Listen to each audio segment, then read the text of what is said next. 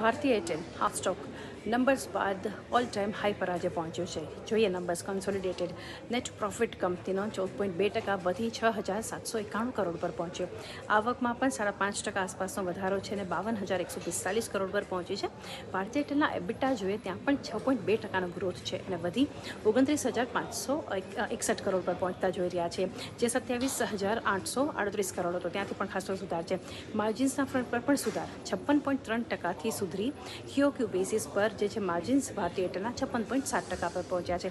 આ સિવાય જે બીજું મહત્વનું જે પોઝિટિવ સાબિત થયું નંબર્સના ફ્રન્ટ પર એ છે આરપુ. એવરેજ રેવન્યુ પર યુઝર જે છે એ 2.4%નો એક વધારો છે. 250 રૂપિયા હતો એ 256 પર પહોંચતો આપણને જોઈ રહ્યા છે. આ સિવાય બીજું મહત્વનું બોર્ડ દ્વારા ઇન્ડસ ટાવર્સમાં જે છે 5% સુધીના હિસ્સા ખરીદવા માટેની એક મંજૂરી પણ મળતી જોઈ રહ્યા છે. એ પણ ભારતીય એરટેલ માટે પોઝિટિવ. વધુ બુલિશ છે અહીંયાથી નંબર્સ બાદ જોઈ રહ્યા છે મલ્ટિપલ બ્રોકરેજ રિપોર્ટ છે. જેફરીઝ, CLSA, સિટી બધા બુલિશ રિપોર્ટ આપી રહ્યા છે ભારતીય એરટેલના કાઉન્ટર પર. એટલે આજે આ સ્ટોકમાં ખાસી મજબૂતી અને ઓલ ટાઈમ હાઈ પર ભારતીય એરટેલ પહોંચતો આપણે જોયો.